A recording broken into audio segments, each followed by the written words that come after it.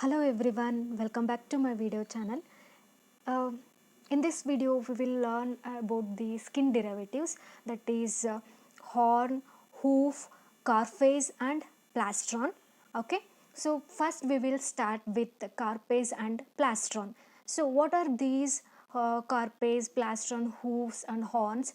These are nothing but skin derivatives, or you can say integument derivatives. Okay, so we were studying about these skin derivatives. So in that, the first one is carapace. Okay, we all know turtle, right? So which comes under the order chelonia of the class reptilia, right? So in turtle, the trunk, so it is, the body is divided into head, neck and tail, right? So in the trunk it is enclosed in a bony shell. Okay, it is enclosed in a bony shell formed of a dorsal plate called carapace. Okay, this dorsal plate, when you look at the turtle, the upper dorsal covering, it is covered by a shell, right? So that upper dorsal plate, it is called as carapace, and you can look at in the diagram, this is the structure of the carapace, and in on the upper surface, so this actually this covering, like it will be like this. Okay, it will be like this upper covering, it is called as carapace. Okay, it is a dorsal plate, and when you, this is dorsal, and when you turn out, this is the ventral place. So in the ventral side, it is that is called as plastron. Okay, so structure of the plastron is will be like this. Okay, which is the ventral side, and these two are being laterally joined by ligament or bone. Okay, so first we will start with the carapace. Before that, we will look at the diagram, and we will get familiar with the parts of the carapace. Then we will move on to the comment section or points. Okay, so this carapace, so this peripheral or marginal, okay, these which I have wrote as M, okay, these actually represents the marginal plates, usually which will be 11 on each side. Okay, how many? 11 on each side. Okay, and N represent, which is present at the front, okay, at the cervical region. Okay, at the head region, what we can say, that is actually forms that plate, it is called as nuchal plate. Okay, and in the middle, okay, this part is called as neural, or you can say median. Okay, it is composed of vertebral plates, which are usually 5 to 8 in number. Okay, and then you can see the supramarginal plates. Okay, before beside the marginal plates, these form the supramarginal plates, and you can see C part right here. These C part, these are called as costal plates, which are usually 8 in number. Okay, and you can see the S symbol here, right? These actually forms the supra pygal or supracaudal. Caudal means tail. Okay, these plates are called as supracaudal or suprapygal plates. Okay, this is about the plates. So I hope these you guys are familiar with the diagram. Now we will move on to the points here. So as I said before, the carapace is the dorsal part of the shell in the members of the order Chelonia of the class Reptilia. Okay, and this carapace is typically formed of a median row. Okay, this is called as a median row of neural plates. These are called as vertebral plates, or you can say neural plates, which are usually 5 to 8 in number. And you can see two rows of coastal plates. Okay, these two rows of coastal plates on each side of the median row, or you can say neural plates on each side of the neural plates, which are 8 in number. And you can see a series of marginal plates bounding the whole. So marginal, you can see the marginal plates which are bounding the whole plate or the carapace. Okay, which are 11 on each side. We will move on to the next points.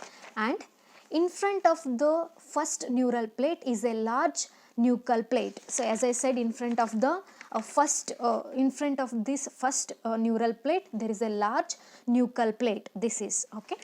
Now behind the last neural plate there are 1 to 3 pygal plates. So you can see behind here, you can see the 1 to 2 pygal plates, suprapygal or supracaudal plates. Next, the neural plates is joined by ligaments to the spine of the last cervical vertebra. So we know that we have a spine. Okay, the last one is called as cervical vertebra. So these neural plates, okay, so these neural plates are attached to the spine, that is last cervical vertebra. Okay, and these neural plates are fused with spinous process of underlining second to eighth thoracic vertebrae. So thoracic vertebrae, they are attached to the thoracic vertebrae. Which one? Neural plates. Okay. Next, costal plates are firmly innerted with 2 to 8 thoracic ribs below them, and again these costal plates also attached to the thoracic vertebra. Okay. And the marginal plates are usually 11 on each side, as I said before. The first marginal plate of each side is innerted to the nuchal plate and the last one to phygal plates. So the first one is attached to the nuchal plate and the last one to the supraphygal plates or supracaudal plates.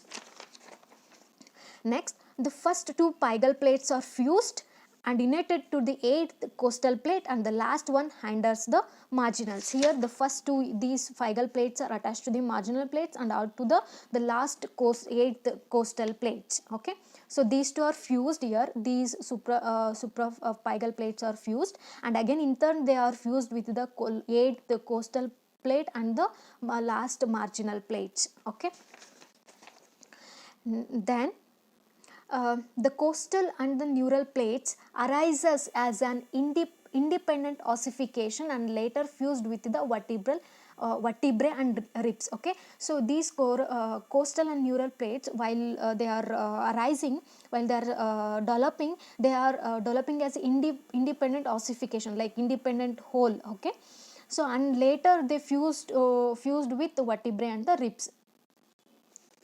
Next, the nuchal and the marginal plates are also terminal ossifications. Okay, these two are also a terminal ossification, but they remain distinct from the internal skeleton. They doesn't fusing or getting attached with the internal skeleton. They remain separated. Okay, so that's about that. And the next point, this carapace and the plastron, that is dorsal and the ventral surface, are covered by horny epidermal sheets. They again covered by the horny epidermal sheets, and these sheets do not coincide. They do not coincide.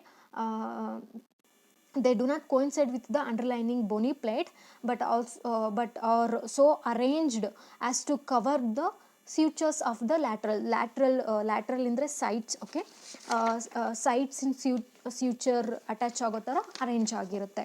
Okay, so next we will move on to the ventral part, that is called as plastron. Okay, the plastron forms the ventral part of the shell in the members of the order Chelonia of the class Reptilia. So before starting with the parts, we will know the diagram in detail now. So this is the structure of the plastron. Okay, the first two scutes. Okay, so one point have to mention here, this one. Okay, this one plate, okay, of these are called as scutes. Okay, scutes. So here the first two are called as gullar, and the next one is intergullar. The next one is humeral plate. Next, P indicates the pectoral plate, AB indicates the abdominal plate, F indicates the femoral, and A indicates the anal plate. Okay, and here this is called as epiplastron. Okay, which is present at the upper. Okay, and this is called as endoplastron. It is also called as entoplastron. And next one is hypoplastron. This is hypoplastron, and this one mesoplastron. And next one is hypoplastron, and next one is the last one, that is ziphiplastron. Here the plastron consists of 9 bones. Okay, it is totally consists of 9 bones, and it is attached directly by the ligaments to the margins, unlike the carapaces. Okay, these are directly attached to the margins. Next, and these plastrons have no connection with the internal skeleton. Okay, they doesn't have any connection with the internal skeleton, and bones of the plastron are of these types. First, it consists of a median endoplastron. You can look at in the diagram. It consists of a median endoplastron, okay, which is lying in the front region, okay, and then 4 paired plates called, these are in pairs, okay, they are in pairs, okay, they are in pairs, okay, 4 paired plates called as epiplastron, okay, and then hypoplastron and ziphiplastron.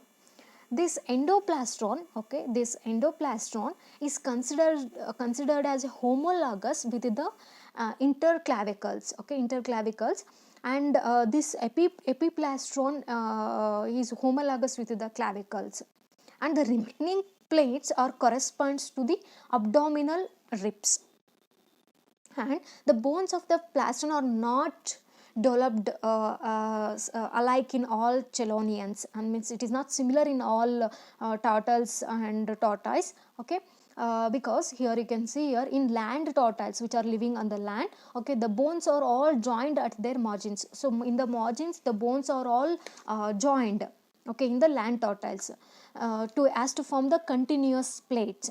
But in marine turtles which are living on the sea, okay, which are living on the oceans, these bones are remain separated, leaving a wide gap, okay. That's about the Carapace and the Plastron.